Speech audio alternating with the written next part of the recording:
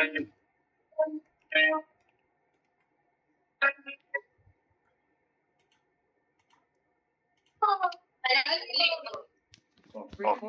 is first attempt for Ethan. He lives just next door.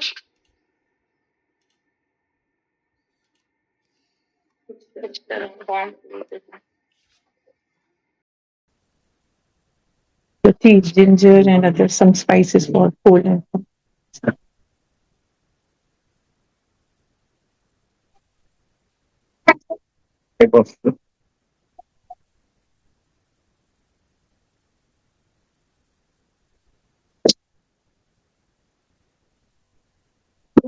yeah.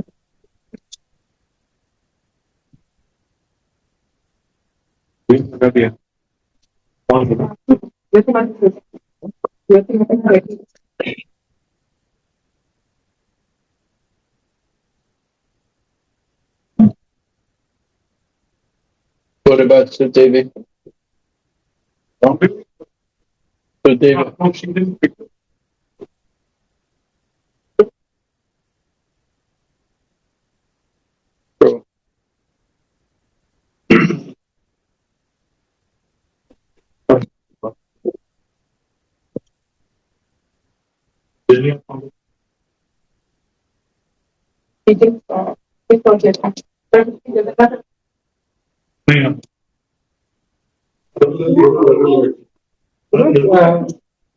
There are two groups together. In one group, we are doing teachings of Chaitanya, teachings of Lord Chaitanya book. And the other group, they are doing Bhagavad Gita, right? Which chapter are you on? Yes, Christian chapter. So maybe Rath Yatra or anything that is. Yeah. Teaching of Lord Chaitanya is on Sanatana Goswami Maharaj, right? Teaching of Sanatana Goswami to Lord Chaitanya.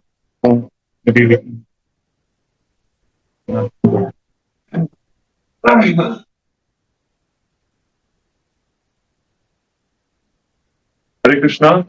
Good afternoon. So today we are fortunate to have His Holiness Bhakti Vignavinatha Maharaj amongst us for the Katha. So Maharaj is a disciple of His Divine Grace Sri Bhaktivedanta Swami Srila Prabhupada. Maharaj took initiation in 1971 from Srila Prabhupada, and shortly he took second initiation after a year. Maharaj took sannyas initiation from His Holiness Kamal Krishna Swami Maharaj in the year 94 in Sri Mayapur Dham. So Maharaj is an initiating Acharya in the movement, frequent visitor to Dubai, even the Middle East, preaching mainly in Far East, Malaysia, Singapore, Thailand, Hong Kong, good amount of Middle Eastern countries, Saudi, Kuwait, Oman, Qatar, UAE. Maharaj also teaches with the Mayapur Institute of Higher Education, courses such as Bhakti Shastri, Bhakti Vaibhav. And so request everyone to hear from Maharaj, keep your mobiles on silent. Thank you very much. Hare Krishna. Hare Krishna. Hare Krishna.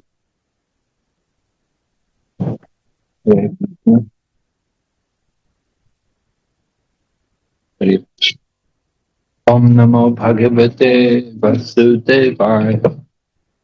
Namo Bhagavate Vasudevaya. Om Namo Bhagavate Vasudevaya. Om Namo Bhagavate Vasudevaya. Om Namo Bhagavate Vasudevaya. Om Namo Bhagavate Vasudevaya. So, Lord Chaitanya Mahaprabhu had some direct disciples. He gave initiation. And among his direct disciples were two brothers named Rupa and Sanatana. At least that was the names given to them by Lord Chaitanya when he initiated them. These two brothers, Rupa and Sanatan, they were actually born in aristocratic Karnataka Brahmana families. But the family had moved to Navadvip, And from Navadvip they had come to Ramakeli. Ramakeli was the headquarters of the Nawab, Nawab Hussain Shah. The Nawab was ruling Bengal. He was like the emperor of Bengal. And he had his headquarters in Ramakeli. Ramakeli is in Bengal. I had the opportunity to go there a few years back there. Went to Ramakeli. It's a very beautiful place. Of course, times of the Nawab must have been quite different. The ruins of the Nawab is still there. You can see the ruins of some of the buildings which the Nawab had there. And when you see the buildings, 500 years ago, to have such buildings, amazing, the construction, big and built with bricks and very well done, So the Nawab, that was his headquarters, and he would go out and fight, conquer, and expand the empire, And when he would go away, he would put Sanatana Goswami in charge.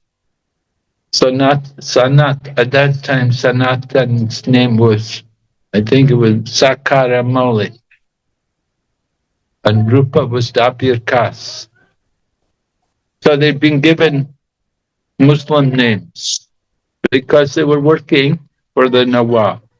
Although they were born in the Brahmana family, they were highly intelligent, very respected. They were like the heads of the community there.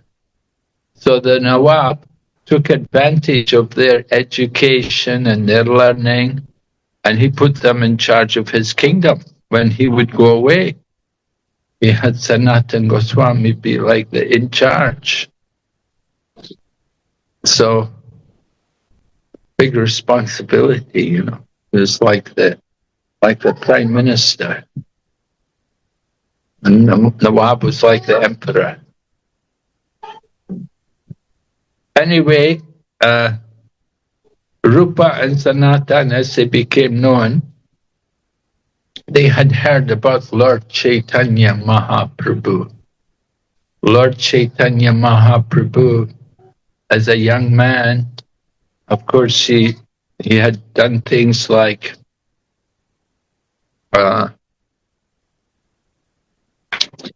he had defeated the Keshava Kashmiri, who was a Digvijay. He was a great Pandit. He was traveling around, conquering everyone in debate. And he had come to Mayapur, and he met with Lord Chaitanya, who was called Nimai Pandit at that time. And Nimai Pandit had defeated him. So that brought Lord Chaitanya, Nimai Pandit, brought him a lot of fame at that time. And then afterwards, there was also the challenge from the Chandkazi, that the Chandkazi had tried to, warned that you have to stop the Sankirtan, and he broke the Madanga, and he threatened, to punish any of the devotees who would do more Sankirtan. So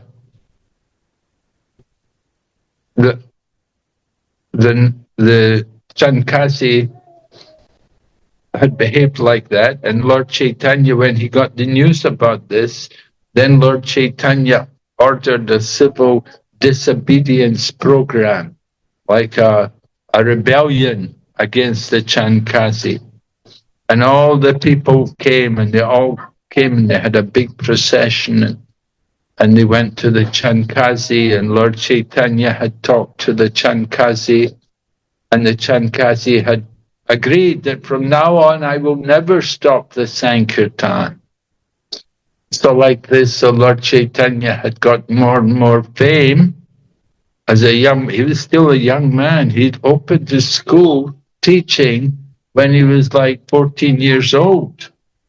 He was just a young teenager, but he had learned so much, and he was so scholarly that he could open his own school, and he had attracted many students. So Lord Chaitanya Mahaprabhu had a lot of fame. And then later on, after the Chankasi incident, sometime after that, Lord Chaitanya took the sannyas. So that was also big news, that Chaitanya Mahaprabhu had taken sannyas. And then he'd gone to Jagannath Puri. And in Jagannath Puri, he had met with Sarvabhauma Bhattacharya, who was the head priest there in Jagannath Puri, and he was responsible for teaching all the sannyasis there, to train them in the philosophy of Vedanta. So Sarvabhauma Bhattacharya had met with Lord Chaitanya, and Lord Chaitanya had convinced him to become a devotee. He gave up his impersonalism, he gave up his following of Advaita, and he became a devotee. And he started to chant the holy name. And he became a very devoted follower of Lord Chaitanya Mahaprabhu. So all of this news had come to Dabir Kas and Sakara Malik, the two brothers who were living in Ramakeli, and they were deeply impressed. And they had written to Lord Chaitanya. Of course, those days there was no mobile phone and there was no snail mail. I don't know. Anyway, somehow or other, they wrote a letter and they sent a messenger to deliver it to Jagannath Puri to give to Lord Chaitanya. And Lord Chaitanya had got their letter and he had read it. And Chaitanya Mahaprabhu, being the Lord, he was omniscient and he could understand these two men are really great devotees. So Lord Chaitanya, it happened that he was going to go to Vrindavan. And so on his way to Vrindavan, he came from Jagannath Puri and he came over to Bengal and he came to Ramakeli. And he met with the two brothers, Rupa and Sanatana.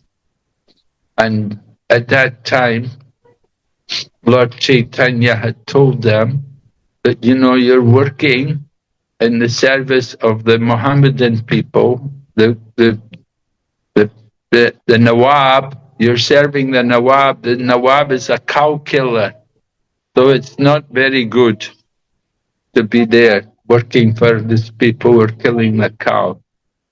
So he told them, better you leave your job. And they were big people, one was like the prime minister and the other was a minister in the government.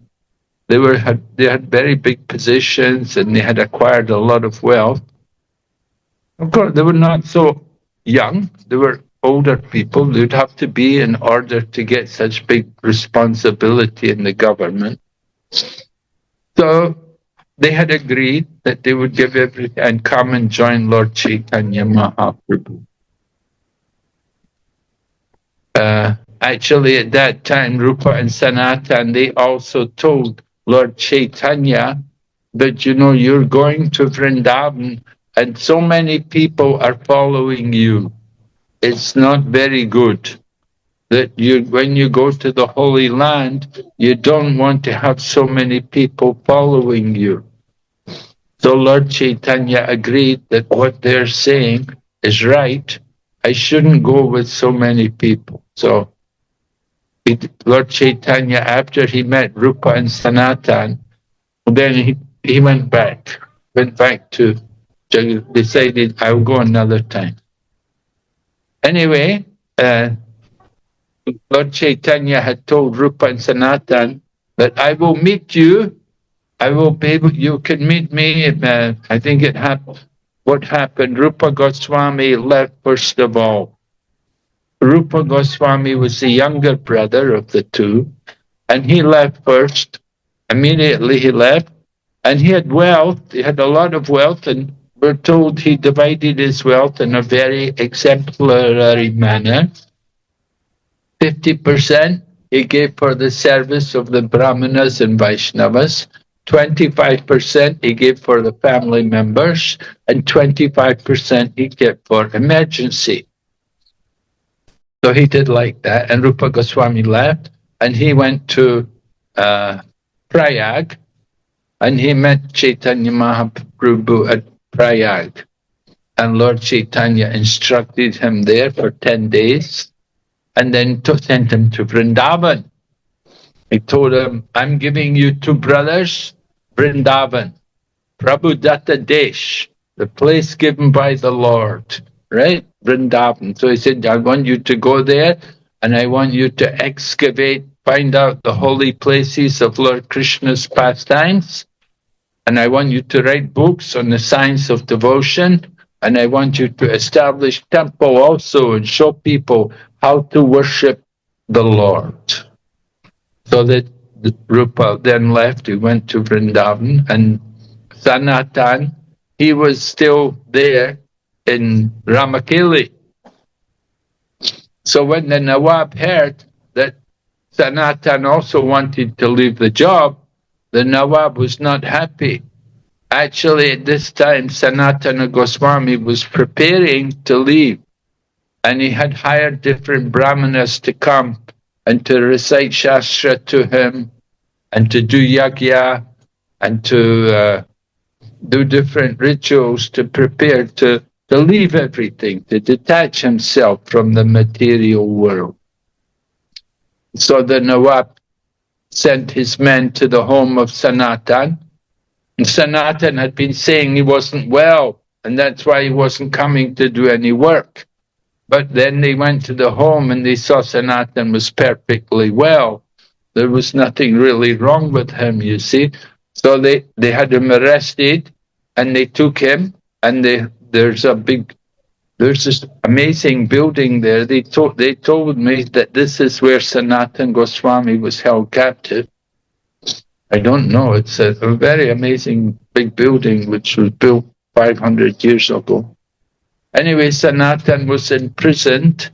He got put in the prison there in Ramakeli, and the Nawab was not happy with him because he said, I need you to look after my affairs when I'm away, to go out and do battle and to expand the empire and to challenge the other kings and take their wealth and so on, you see.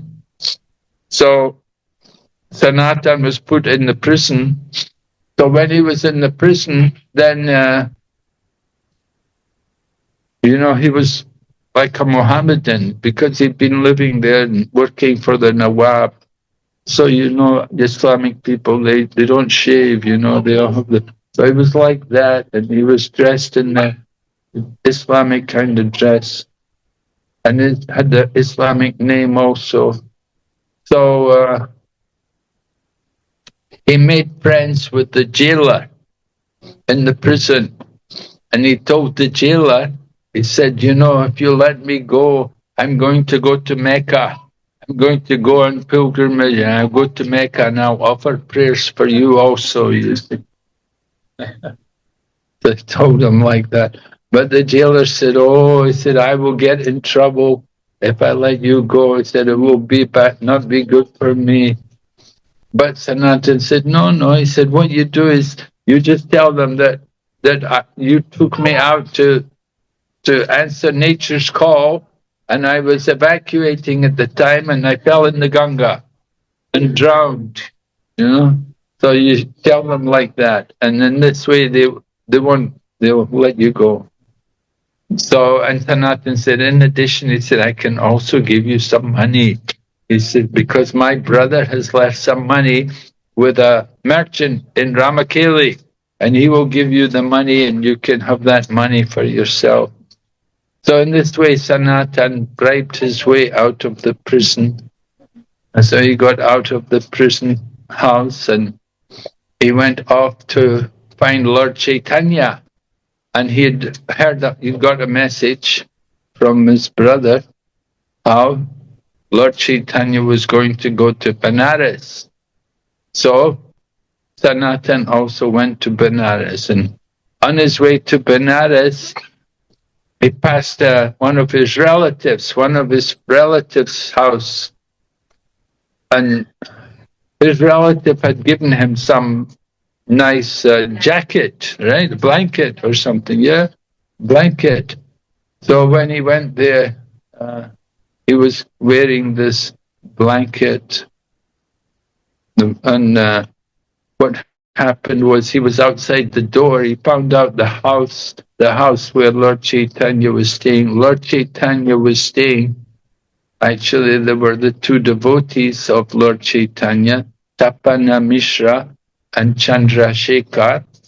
They were there in Benares, and Mahaprabhu was there with them. So Mahaprabhu was inside at the time, and he told one of them, he said, a great devotee has come. He's outside the door. Go and bring him in. And he went outside to see who was there. He came back and said, no, there's only some Muslim mendicant there. There's no devotee there. There's only some Muslim mendicant. And Lord Chaitanya said, Lord Chaitanya personally went to see. And when Lord Chaitanya went there, he embraced him because he recognized, this was the man he had met from Ramakeli. And he brought him inside, and then Lord Chaitanya told him, he said, because he had the beard and everything. So Lord Chaitanya told him, Lord Chaitanya told the devotees, you should make him clean. Yeah. So they went and they got him shaved and everything. And he still had the blanket. And Lord Chaitanya was looking at the blanket. He saw the blanket was quite expensive looking. So Sanatan understood that Lord Chaitanya did not like that he had this nice blanket. So when he went to take bath, there was another man there, a poor man with a very old ragged blanket. And Lord Sanatan asked him, can I change blankets with you? And the man thought, oh, you're just joking with me. You're just making fun of my poor. And Sanatan said, no, really, I want to take your blanket. And so the man, he gave his blanket, and Sanatan got the old ragged blanket. And when he came back with the old ragged blanket, then Lord Chaitanya was very, very pleased to see that he had taken the mood of renunciation, right? Renunciation, vairagya. So that was pleasing to Lord Chaitanya Mahaprabhu. And Sanatan stayed there in Benares, and I think it was for 2 months, Lord Chaitanya Mahaprabhu was instructing Sanatana Goswami in the science of devotional service.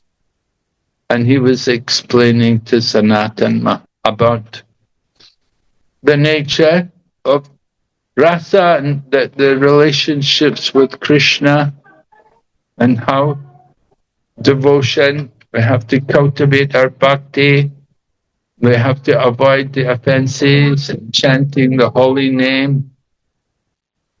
We have to understand the position of Lord Krishna and the relationship with the living entity. How Lord Krishna is the Supreme Lord and we are all his servants. And we can serve the Lord in different rasas, different relationships. So Sanatana Goswami was with Lord Chaitanya, hearing all about the science of devotional service. And then at one point also, Sanatan asked Lord Chaitanya to explain the Atmarama Sloka. Atmarama Sloka, that's the verse in the Srimad Bhagavatam, in the first canto, right? Atmaramascha munayo nirganta apirukrame Gurvanti ahaitakim bhaktim itam bhuta guno harihi. So Sanatana Goswami asked Lord Chaitanya Mahaprabhu to explain this verse to him. Actually Lord Chaitanya also explained this verse to Sarvabhauma Bhattacharya in Puri. He had also asked to get an explanation from Chaitanya Mahaprabhu. So the Atmarama Sloka puzzles the minds of the impersonalists, because the Atmarama Sloka describes that even the liberated souls become attracted to hear the topics of Lord Krishna. Now, liberated souls means they have no material desire. They have no material desire, but still they're attracted to hear about Lord Krishna. So it's surprising to them that how is it even a liberated soul is attracted to hear about Krishna? So the Atmarama Sloka shows that topics of Lord Krishna are not material, that they're on the transcendental level, you see, and they're above even the level of liberation.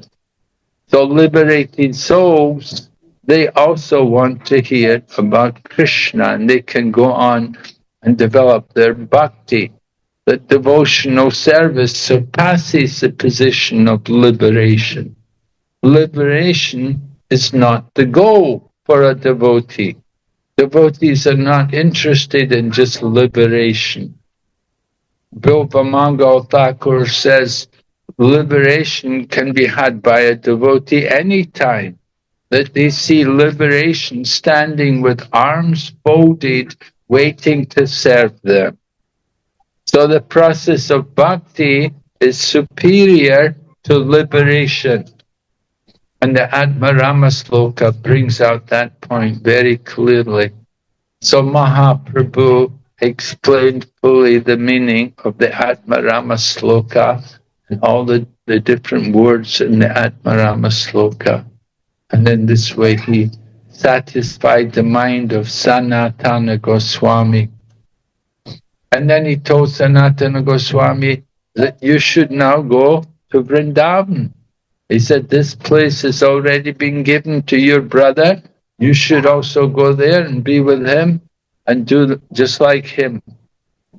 Write books on the science of bhakti, excavate the places of Lord Krishna's pastimes, and also to show the process of deity worship.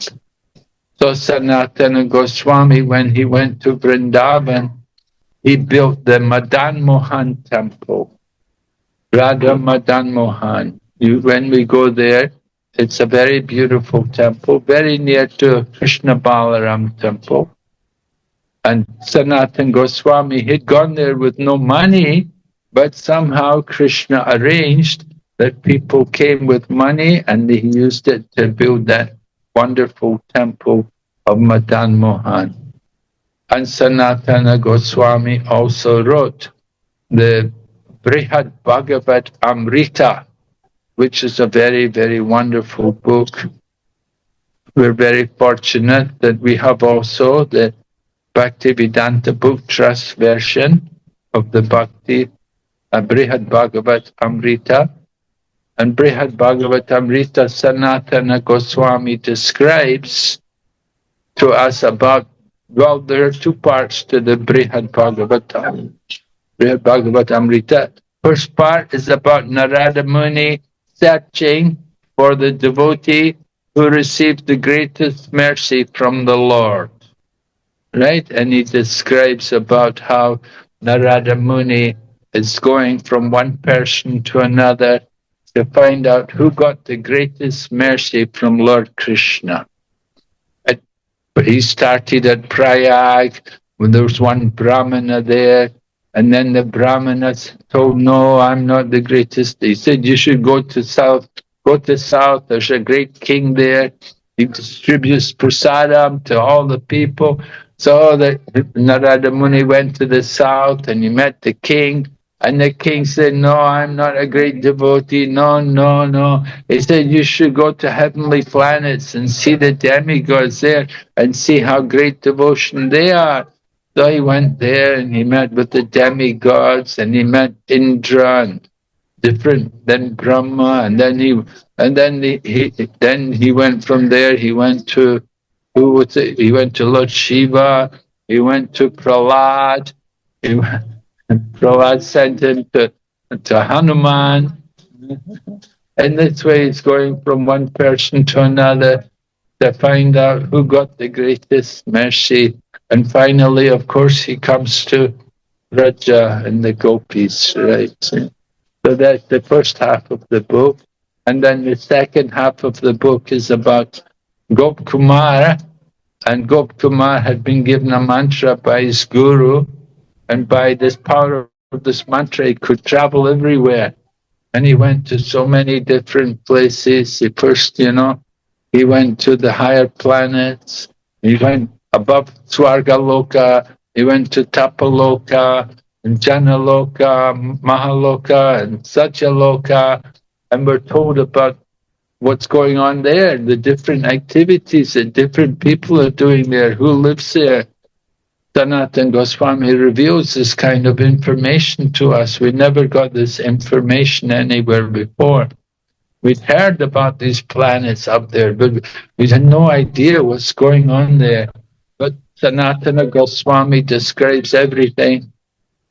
And then Sanatana Goswami describes how Gop Kumar goes into the Brahmajyoti, and then from the Brahmajyoti goes into the Vaikuntha planets, and from Vaikuntha planets he goes to Ayodhya, then he goes to Mathura, Dwarka, and then he hears about Goloka, and he goes into Goloka, and we hear about the activities, everything going on in Goloka.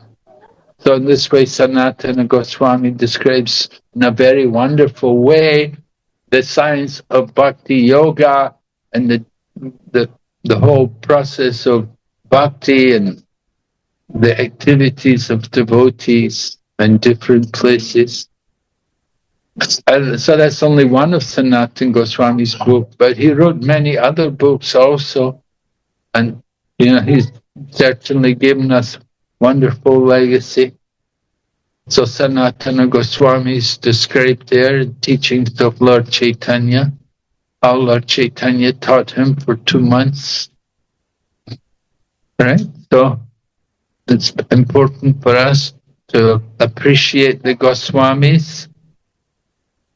We like to always hear about the Goswamis. His brother Rupa Goswami, of course, wrote the Bhakti Rasamrita Sindhu. And there's also Lagu Bhagavatamrita. So many books written by Lord Chaitanya's followers. Lord Chaitanya personally didn't write any books, but he instructed his followers to write books. And they did that, of course, guided by their teachings from Lord Chaitanya. So Chaitanya Mahaprabhu guided these Goswamis that they should be in Vrindavan and they should develop Vrindavan. And they did, of course, they established the different temples, the Goswami temple, Rupa Goswami established Radha Damodar temple, and different deities are all there. Sanatana Goswami, deity Madan Mohan, they were actually 5,000 years old deities. Sanatana Goswami got them from some people there in Vrindavan. So in this way, Sanatana Goswami was working on behalf of Lord Chaitanya Mahaprabhu, revealing to us the path of bhakti. Sanatana Goswami said he was the older brother, and Rupa Goswami, the younger brother. Then they had the nephew. Later on, they were joined by their nephew. Jiva Goswami. Jiva Goswami was actually the son of Anupam. Anupam was another brother. There were actually three brothers, you see, Rupa and Sanatana and Anupam. But Anupam had died. He'd got some disease and he died. So his son was Jiva Goswami, and Jiva Goswami, he, as a young man, he had gone to Benares and learned a lot of Sanskrit, been trained in everything, Sanskrit grammar and everything. And then later on, he came to Vrindavan to join his uncles, Uncle Rupa and Uncle Sanatana, right? Two uncles, two great uncles. So Jiva, huh? Uncles. Oh, sorry. Yeah. Uncles, yeah. So Jiva Goswami came there and joined the two uncles, and they were all living there in Vrindavan, and they were, very renounced, very, very dedicated to developing Vrindavan Dham. At that time, Vrindavan was very like jungle, not much there. Few people. And they would live by doing madhukari. They just beg madhukari. Sometimes devotees will do also madhukari. Go in Vrindavan. Every year at the month of Kartik, devotees go to Vrindavan and do parikrama for 1 month in Braja, visit all the 12 forests of Vrindavan. And some devotees will do madhukari. Madhukari, you just eat what you beg. And Brij people, they'll give you a little Brij roti or a little dal like that. So it's a great tapasya, very powerful, very purifying. Srila Prabhupada, of course, also did these things. He would live in Braja, and sometimes he would also do madhukari. So we're indebted to all of these people. They have taught us so much about the science of bhakti. We are trying to follow their example. And we sing the Goswami Astakam often about the Goswamis and describing their different activities. Rupa and Sanatana, they were the older brothers. And when they passed away, then Jiva Goswami became the head of the Goswamis. And Jiva Goswami, he had a school. He had a school for the young boys to come and learn. And the different places they would send their young boys there. They'd send them to Vrindavan to get trained by Jiva Goswami. So people like Narottama Das and Shamananda and Srinivas, they were all there in the Gurukula of Jiva Goswami. They were all the students of Jiva Goswami. They were trained by him. And they were all great kirtaniers also, you see. Narottam's kirtan and Srinivas, and they were wonderful kirtaniers. So Jiva Goswami trained them up, and then he gave them the books to go back to Bengal and go back to their places, because Lord Chaitanya had left the world, so the devotees were all a bit bewildered. But what do we do in the absence of Lord Chaitanya Mahaprabhu? How do we go on? We don't know what to do. So Jiva Goswami, he got all the books, and he got them all put together in trunks, and he had them loaded on a cart, and he sent Narottam and Srinivas and Shamananda, the three of them, to go back and deliver the books to the devotees and to preach there. Right? Narottam, he was from, what was it, the name of his place again? Narottam Das. Huh? Keturi. Yeah, Keturi, right. He's from Keturi. It's in Bangladesh now. What's Bangladesh? From there. So he was from there. And Shyamananda, he was more from he was Orissa. And Srinivas, he was like Bihar, that place. But what happened when they were on the way going back with the books? They came through this one kingdom, and the king was told by his astrologer that these people are bringing valuable treasure. You see? He said they've got valuable treasure on their car. So the king thought, well, we should send his men. He said, go in the night and steal everything, take everything, you know. So he sent his men there to steal the book. They didn't know it was books, you see. So they went there, and the king's men took everything. So that when they woke up in the morning, they saw all the books have gone. So they're, oh my God, what are we going to do? We're supposed to go deliver the books to the devotees in Bengal. We have no books, they've been stolen. So that they were trying to find out where the books are. They couldn't find out. Then Srinivas said, anyway, I will stay here and find out, try to find out more. So Srinivas was searching, and he heard about how there's this one king. And this one king, he has a Bhagavad class every day in his palace. And there's Pandit there speaking on the Bhagavatam. So Srinivas thought, I should go there and hear. So he went to the class, and he heard the Pandit speaking, and he was talking on Mayavadi. It wasn't good. So then, after he heard the Pandit, then Srinivas stood up, and he spoke, and he defeated everything the Pandit said, and he showed all the mistakes. And everybody was amazed that, wow, you know, who is this man, young man? And he's speaking so much, so wise, so learned. And the Pandit, even the Pandit was humbled. And the Pandit also surrendered to Srinivas. And they all became followers of Srinivas. And the king was so impressed, the king also became a devotee. And he told Srinivas, he said, you know, he said, I have these books, you know, I don't know what they are, you know.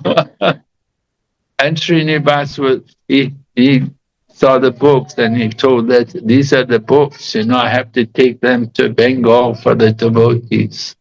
So in this way, Srinivas, he got the books back, and he was able to make the king a devotee, and many devotees there, they all became disciples of Srinivas. So in this way, Srinivas, he was able to save the mission of Mahaprabhu and bring all the books back to Bengal, and the devotees could get the books, they could make copies, and they could all become more and have more faith in Lord Chaitanya Mahaprabhu and his teaching. So Chaitanya Mahaprabhu, he wanted the devotees to have books. He wanted that teaching there had to be there. Mahaprabhu, of course, mainly he was having kirtan. He liked to do a lot of kirtan and prasad distribution, but he also preached. He also had a great philosophy.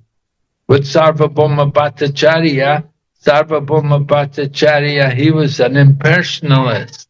He thought the goal of life is to get liberation. So Lord Chaitanya Mahaprabhu, he defeated that.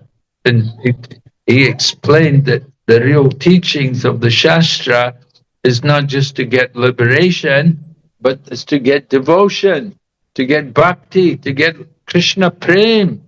Mahaprabhu said, prem punarto mahan. The goal of life is to develop love of God. So Mahaprabhu, he defeated Sarvabhauma Bhattacharya. Sarvabhauma Bhattacharya and then was fortunate. Lord Chaitanya showed him his form as Sadbhuj, the 6-arm form. 2 arms as Lord Rama, 2 arms as Lord Krishna, and 2 arms as Chaitanya Mahaprabhu. And in this way, Sarvabhauma Bhattacharya understood the identity of Chaitanya Mahaprabhu, that Chaitanya Mahaprabhu is non-different from Lord Rama and Lord Krishna. And now he's come in the Kali Yuga as Chaitanya Mahaprabhu. And then Sarvabhauma Bhattacharya had Lord Chaitanya explain the Atmarama sloka to him. And in this way, Sarvabhauma Bhattacharya, initially he was a smarter Brahmin, right? So you also Brahmins, smarters? No? Anyway, he was a smarter Brahmin, and Lord Chaitanya changed him, made him a Vaishnava. It happened, Lord Chaitanya, just to test him. What happened one morning, Lord Chaitanya went to the home of Sarvabhauma Bhattacharya. He went early in the morning and he brought Mahaprasadam from the temple of Jagannath. And it was early in the morning. Sarvabhauma Bhattacharya was just getting up from the bed and he had not even washed his mouth. And Lord Chaitanya came with the Mahaprasad and he gave it to Sarvabhauma Bhattacharya. And Sarvabhauma Bhattacharya immediately began to eat it. And Lord Chaitanya was very pleased. He said, yes. He said, this is right. He said, when you get prasadam of the Lord, you should immediately accept it. See, even though he had not cleaned his mouth or anything, still he took the prasadam. So Chaitanya Mahaprabhu was very happy to see this, that Sarvabhauma Bhattacharya was no longer just a smarter Brahmin, but he'd become a real devotee of the Lord. So Sarvabhauma Bhattacharya gave up the liberation and became the devotee. And then Lord Chaitanya Mahaprabhu met with Ramananda Rai. And Ramananda Rai, he was a great devotee. He was from a family which was not Brahmana. You know, they were actually lower caste, a lower caste. But at the same time, Ramananda Rai, he was a great scholar. He was highly educated. He knew all the teachings of all the Shastras. He was very, very learned. And he had been given a big position. The king had put him in charge of the region. At that time, Utkal was a huge state. It went all the way down practically to Chennai. You see, practically the kingdom of Utkal, what is now Orissa, was all the way down to Chennai. The king at that time, Maharaj Prataparudra, was so powerful. The kingdom was so big. So Ramananda Rai, he was in charge of the southern part there, at the Godavari. Rajamandri. And that's where Lord Chaitanya met with Ramananda Rai. Lord Chaitanya was taking bath in the Godavari at Rajamandri there, and at that time Ramananda Rai came with an entourage, and they all came to take their bath. And Lord Chaitanya was there with one servant, and he was taking his bath. And when the two of them met, then it was, ecstatic, because Ramananda Rai, he is in Krishna Lila, he is the Gopi Vishaka. No, so he's the intimate associate of Lord Krishna, Lord of Srimati Radharani. So Lord Chaitanya Mahaprabhu was very, very happy to meet with Ramananda Rai, although they'd never met each other before. But Lord Chaitanya could understand the identity of Ramananda Rai, and he embraced him. And the two of them met together and talked a lot. And Ramananda Rai knew all about rasa, all the different rasas of the Lord. And so Lord Chaitanya Mahaprabhu asked Ramananda Rai, tell me one verse from the scriptures about the goal of life, right? And Ramananda Rai began, he quoted Varnashram. There's a verse which says, follow Varnashram is the goal of life. If you follow Varnashram, you please the Lord and your life is perfect. But Lord Chaitanya said, no, Varnashram, that is external. There are higher things. It's just external. I'm a Brahmin, or I'm a Kshatriya, I'm a Vaishya. This is external. We want to transcend that. bodily designation. So go higher. So then Ramananda Roy quoted Bhagavad Gita. Yat karoshi yajashnasi yash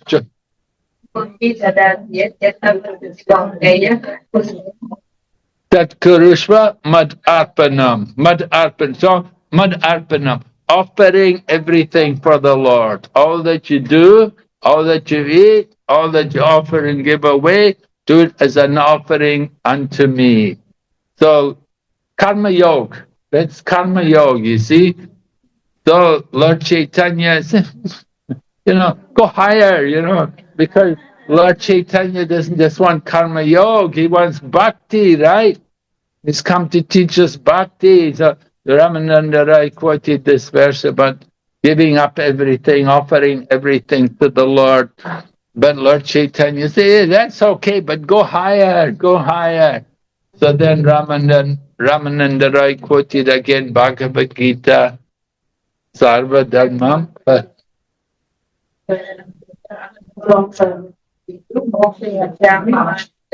Right, that's Swadharma Tyag, giving up all dharmas, right?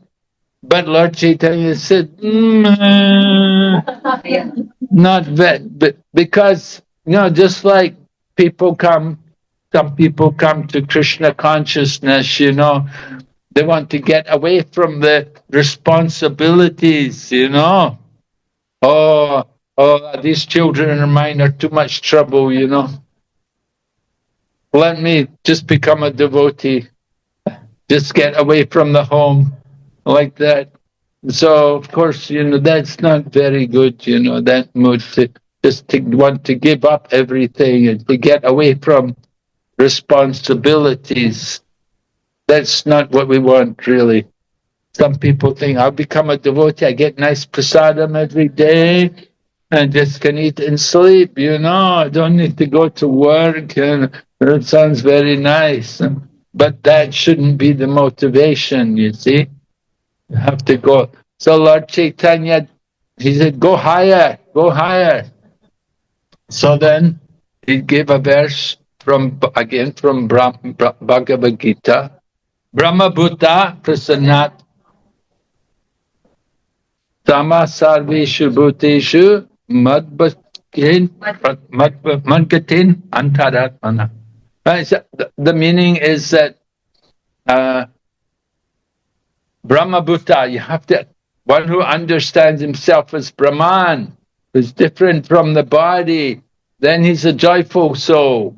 Prasan Atma, a joyful soul. One who knows Brahman is a joyful soul.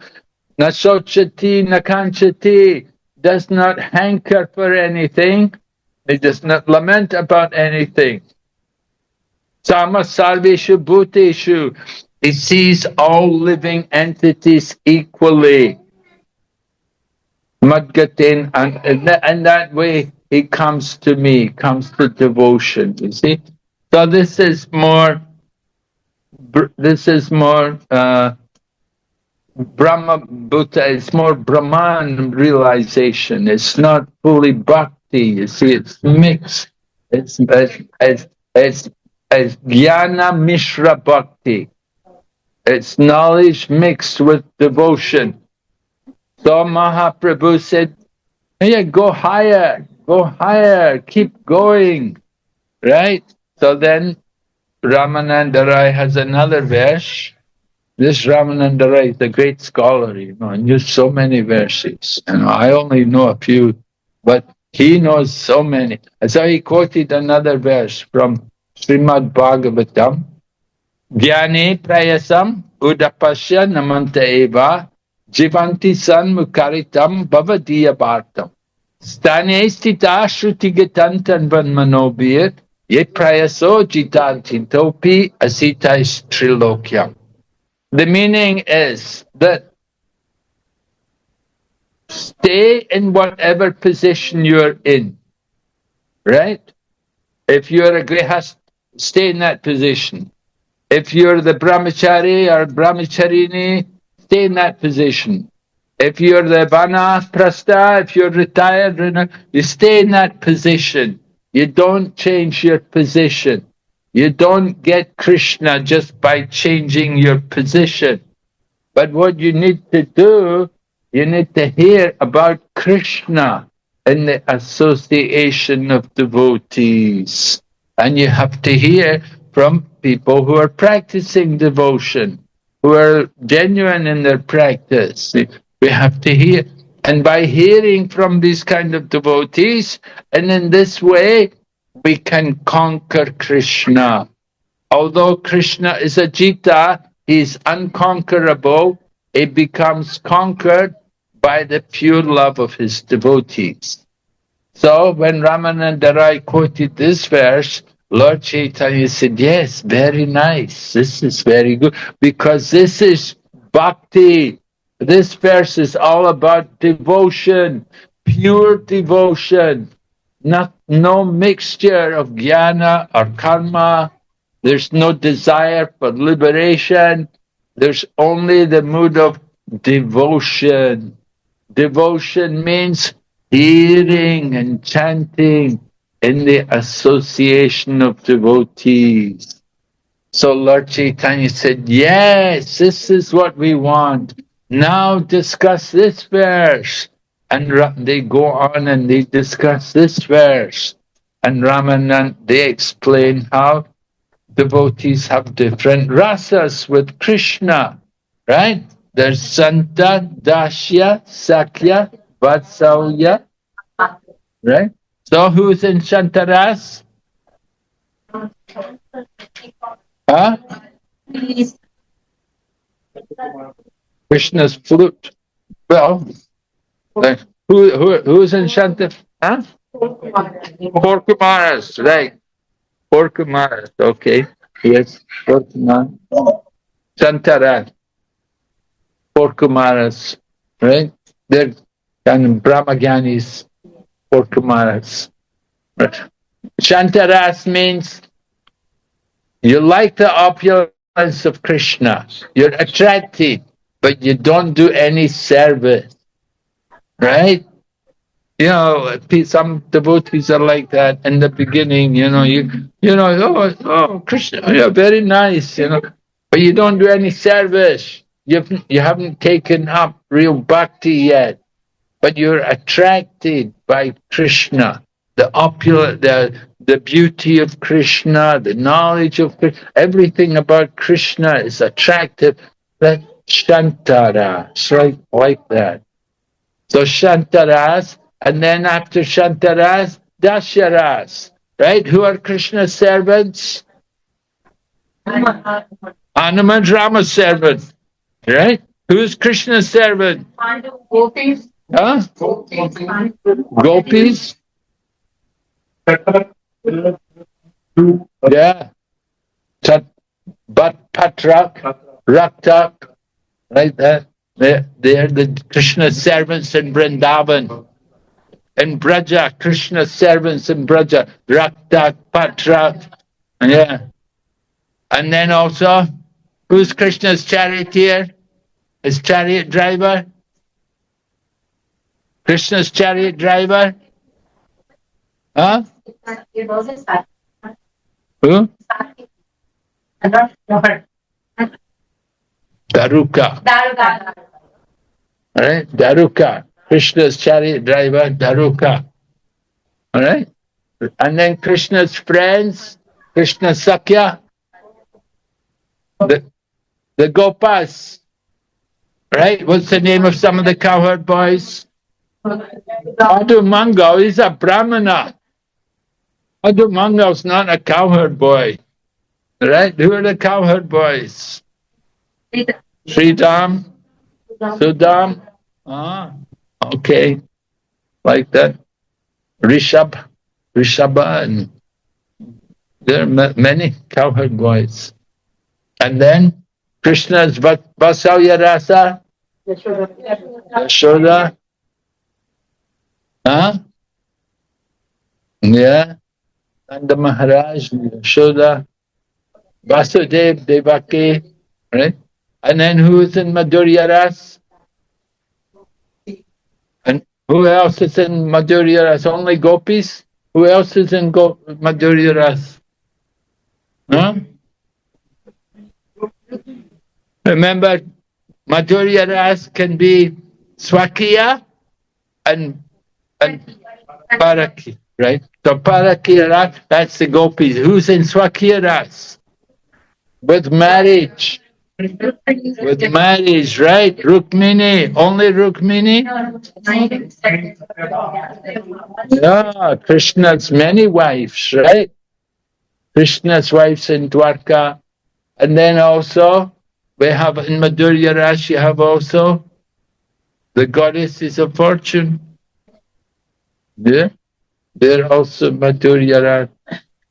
So like that, Lord Chaitanya was hearing, very nice, he was enjoying hearing. He said, okay, he said, and who are the topmost of all the devotees?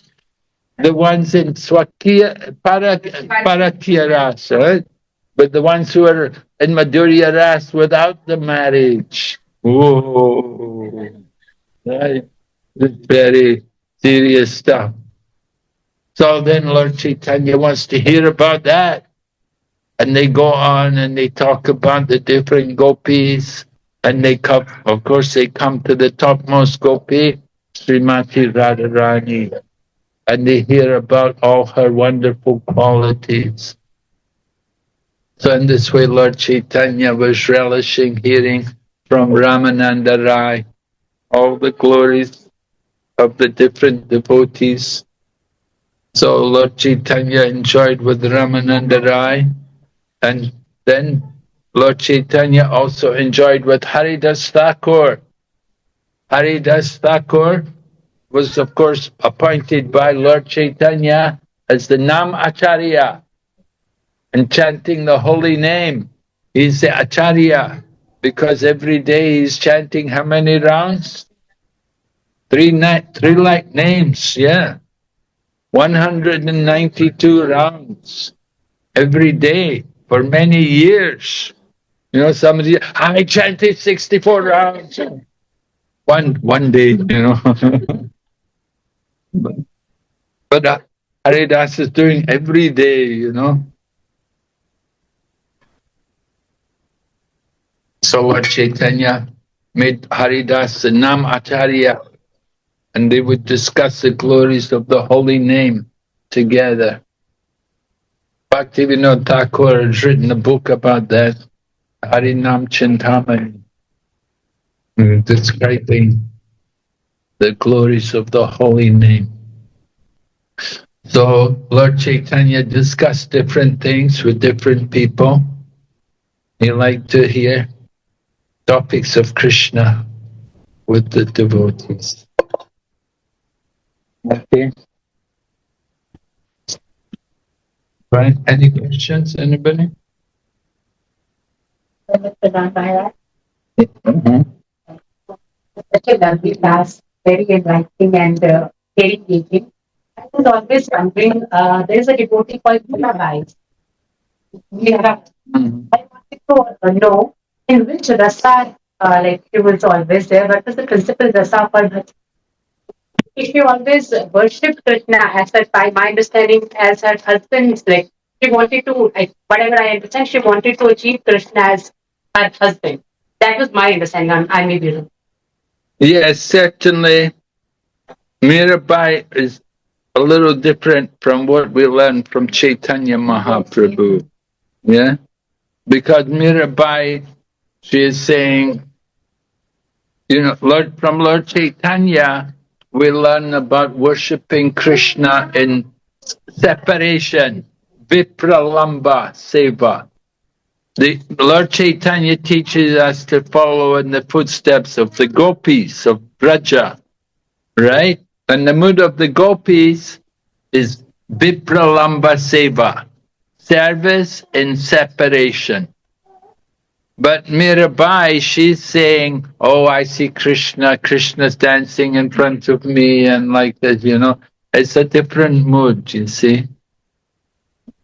Yeah, she's a great devotee, but certainly it's a different mood from what we learned from Chaitanya Mahaprabhu and the Goswamis. They're teaching us the mood of separation, Because where there is separation, where you feel separation for Krishna, then there's more intense longing to be with Krishna, and there's more pleasure in the union when you actually meet Krishna. You see? So when you come to meet with Krishna, then it's more if you've felt the separation. But if just like, you're separate from your family, when you meet with them after a long, then you feel so much pleasure, so much happiness. So the same with Lord Krishna as well, being separate from Lord Krishna. Oh, the longing to be with, when will Krishna come? When will we have Krishna? When will Krishna come? And when Krishna finally comes, then you feel so much pleasure, so much ecstasy. So this is the mood of Lord Chaitanya. But Mirabai's mood is more, oh, Krishna is here, he's dancing with me. And it's a different thing. So we are following the mood of the gopis. Mirabai is a different mood. Certainly, as you say, maybe she's like seeing Krishna as her husband, something.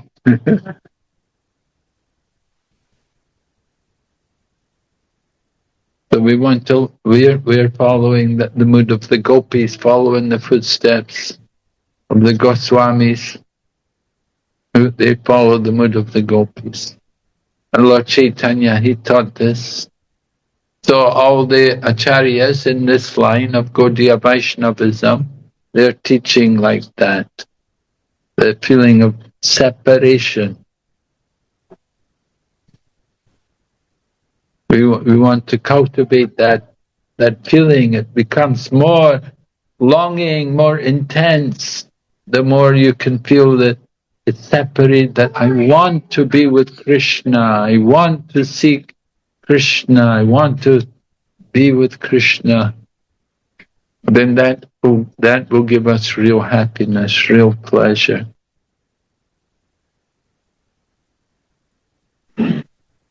So to cultivate that mood, we have to hear about the gopis. We hear about Lord Chaitanya Mahaprabhu. Lord Chaitanya Mahaprabhu would perform his Sankirtan in that mood. Just like the gopis, they're dancing Rasa Leela with Krishna. So the parallel pastime in Chaitanya Mahaprabhu's pastime is Sankirtan, performing Sankirtan with all the devotees. And we will feel also so much pleasure associating with Lord Krishna through his holy name. One devotee, one time he was giving a talk and Srila Prabhupada was listening. So the devotee happened to say that Krishna is in his name. But Srila Prabhupada corrected him and said, Krishna is his name, right? Right, Krishna is it. Kali Kale Nama Rupe Krishna Avatar. Krishna comes in the Kali Yuga, the holy name. So when we associate with the holy name of Krishna in Kirtan, it's like being with Krishna, you see? Just like the gopis were with Krishna, dancing Rasa Leela with him. So Lord Chaitanya was associating with Krishna in Kirtan, by having Kirtan. And the Srimad Bhagavatam also says that the age of Kali is full of faults. But there's one good thing, that just by Krishna Kirtan, you can get all perfection, all success. So Kirtan is very important. So we encourage all the devotees, can do Kirtan. Even one person can do on your own. You can have Kirtan. You can chant. Lord Chaitanya would be alone. He would chant. He would go in the forest. He'd coming through Jharkhand in Bihar there, Jharkhand. And there were many wild animals then. And Lord Chaitanya would get them all to chant Hare Krishna. You'd make them all dance in ecstasy of love of Krishna. So kirtan is very important. Kali Yuga Dharma, Hari Nam Sankirtan. Krishna Shakti Vininahe Tara Pravartan. Right? The Kali Yuga, the religious process of religion in the Kali Yuga is Harinam Sankirtan. Sankirtan. Coming together to chant the holy name. And it has to be done by those who have got Krishna Shakti, who are empowered with the Shakti of Lord Krishna. Then they can actually chant the holy name. You can feel the potency of the holy name. You need to get connected to that powerhouse, the Krishna Shakti. So it's very wonderful process, very easy process. You know, you don't have to be renounced. You don't have to change anything. You don't have to give up anything. You just have to join the kirtan, join in the kirtan with everyone and chant the holy name and chant the name with love, calling for Krishna. So it's very wonderful process. You take to this process and very quickly you can make advancement. In other ages, it would take so long, so much trouble, and cost you so much. But the Kali Yuga Sankirtan is very practical, very easy. You can do it anywhere, anytime, any place. And you can do kirtan and you can get the benefit of this process. All right? So Prabhupada would always say, join the Sankirtan party as soon as possible, everyone. Right? Of course, here it's a bit difficult for you. But still, there's many times, many programs, many opportunities. And you can do in your own home. You can go on the internet. There's so many nice kirtans. You can join with them. Sometimes when I'm in China, I would just take some video or something and show it to the devotees, and we'll show everybody singing and dancing. And we're just watching a recording, but the devotees will all get up and dance and chant, just like we're actually there taking part. So, very important to join in the kirtan. Okay. Hare Krishna, Krishna, Hare Hare, Hare Ram, Ram Ram, Hare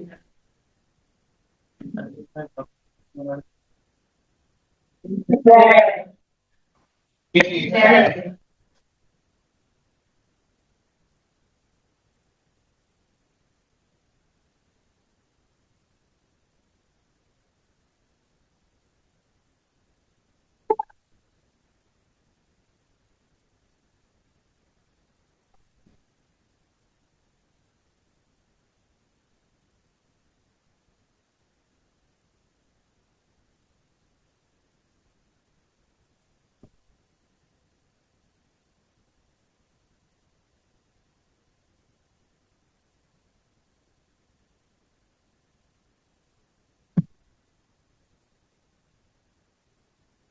Hare Krishna Mataji.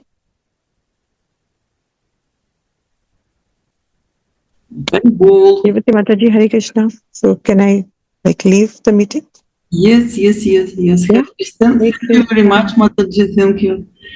My Sorry, business, Mataji. Guru Maharaj, Hare Bol, Hare Krishna. You want to see him? Just give me a moment, Mataji. Devati Mataji. Yeah, what's wrong? No, nothing is wrong, Guru Maharaj. Thank you very much for your classes, Gurudev. Thank you very much for such an opportunity. Okay. Thank you. Hare Krishna. Thank you.